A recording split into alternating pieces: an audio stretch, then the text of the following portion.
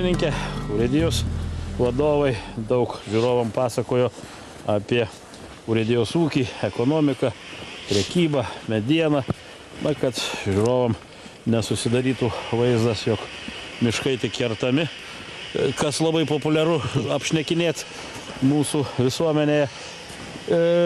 Kągi girininkas ir ne bet kokios, o šernų girininkijos girininkas veikia. Galbūt iš pradžių pristatykit savo girininkiją, šernų, kuo jį specifinė, kuo jį ypatinga lyginant su kitom. Na, mūsų šernų girininkija galbūt labiau specifinė yra tuo, kad mes esam priemiesčių girininkija, Klaipėdos priemiesčių girininkija ir, sakykime, praktiškai, jau galima sakyti, vos ne mūsų miškuose yra įsikūrę labai daug sodų bendrijų, čia pat marios, poilsinės zonos. Tos pačios sodų bendrijos yra tiesiog, kaip mes vadinam, darbuotojai netgi antras Klaipėdos miestas. Taip, iš tikrųjų. Turbūt Lietuvoje nežinau, ar yra didesnės bendrijos kaip Dituvos sodų bendryje, tai ten iš visų milžiniška teritorija. Ir aišku, su tuo kylančios visas problemos. Kad žiūrovų jau kirba klausimas, o kągi bendro girininko darbas turi su tais sodininkais? Na, su sodininkais tiesiog irgi savotiškai mes juokiamės bendraujam kaip tarsi seniūnijos. Aha. Ir būna, sprendžiam tas problemas tokio, kad tiesiog, aišku, šiukšlinimai, vagystės susidedas, bet antras dalykas, ne visi žmonėsgi blogi. Tas pačios... Taip, tas yra tik tai tiek, kaip sako, miškininkus mato, kad tik tai kertam. Mes iš tikrųjų ir sodinam, ir visados daugiau pasodinam, negu iškertam. Galbūt irgi tam pačiam žiūrovui kils klausimas dėl to, kaip jūs daugiau pasodinat, negu iškertat. Tai tiesiog esmė yra, kad mes dar apželdinam žemės ūkį, nenaudojimą žemės. Tai ar šitoj tirštai sodų bendrijom nusėtam plote dar lieka kažkokių tai erdvių, kur galima mišką želdinti? Taip lieka. Tiesiog priemiesčiuose, kaip sakyti, ne visos teritorijos tinka tom statybom, kaip visiems įprastai yra. O apie Klaipėdą visi tik tai ir dauguma tikisi, kad va, čia namą pastatysiu, čia graži vieta, čia dar kas nors.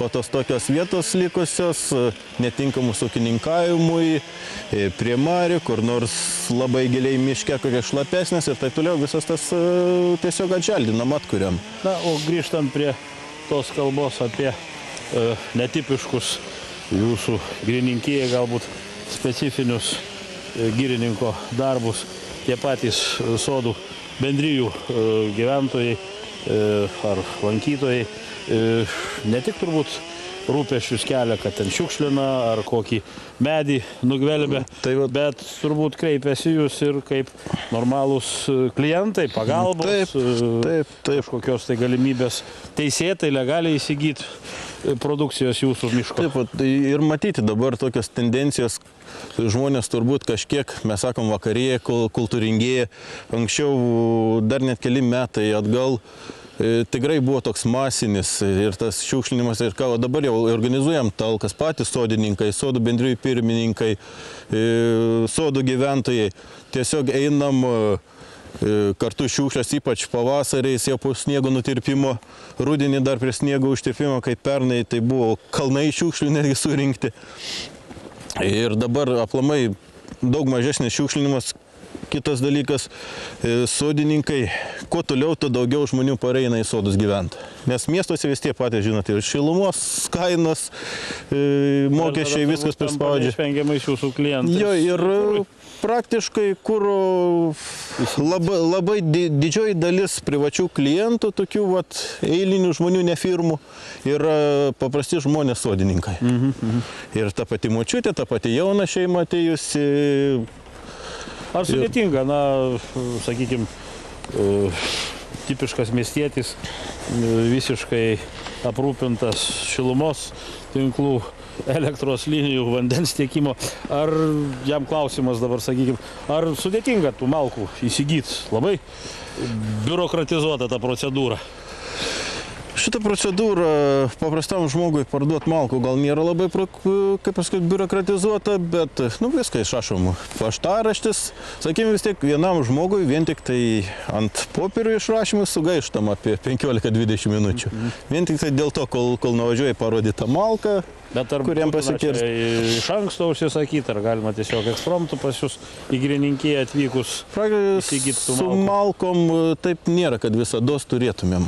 O, Tiesiog būna čia tokių, toks kaip sakiau, deficitas jo, egzistuoja. būna badmečių, ypač va čia tokių prie miesto, kai daug sodybų aplinkui, tie patys sodai vienkiemių įsikūrusių. Ir labai populiari kūro rūšis yra. Ir dauguma nori beržo, ten bent jau alksnių iš lapuočių, ąžuolo. Jo, bet ko iš rankos pasidaro, ypač dabar šildymo sistemos tos modernios, ne visos gali lapuoti dėti, ar netgi ąžuolą ne visur, ar ką nors gali dėti, kuriant. Tai va tiesiog yra, ganėtinai susidaro stygius, aš taip pasakyčiau. Minėjai, kad anksčiau dirbai tokioj ramioj kaimo vietovės Girininkijoje. Tai ar nostalgija nekankina sugrįžti į kaimo Girininkiją? Ar šitie rūpesčiai tokie jau sunkus, kad norėtųsi keisti tą pasirinktą dabar paskirtą Girininkiją į ramesnę? Žinot, kaip prieš tai, kaip palygins pakankamai ramioj Girininkijoje dirbo, kaimiškai, kaip sakykime, parėjus į miesto Girininkiją, galbūt pirmos tos dienos toks savotiškas šokas lengvas. Bet dabar, kai žmogus apsipranti, pradedi įstoji į tą miesto Girininkijos rutiną, sakykime, dirbi, tai čia vienam sodininkui po vėjo medis virstų užvirto ant tvoros, ant ko nors, tai kitam kaip pasakyti, suderinti geodeziniai planai su tom pačiom statybom visur susijęs sklypų dalinimais. Tai, aplamai būna tiesiog žmogus kitas atėjęs malkų, ypač vyresnis, netgi pasišneka. Būna taip, kad pusvalandį, valandą išeinam tiesiog kaip geriausi draugai jau netgi. Tai dar tokia ir socialinė veikla. Jo, tokie kartais atrodo, matai, kad žmogus galbūt jis ar neturi su kuo pakalbėti, ar kažkas, tiesiog. Kągi Girininkė, tikrai buvo įdomu klausytis jūsų pasakojimo. Turbūt nedaugelis ir žiūrovų iš arti žino ar pažįsta tikrąjį girininko gyvenimą. Tikiuosi, kad jiems irgi buvo įdomu. Dėkoju už įdomų pasakojimą ir linkiu sėkmės jūsų darbuose. Šiandien laidą jau baigėme. Smagaus lankymosi sniegu pasidabinusiuose miškuose ir iki pasimatymo po 2 savaičių.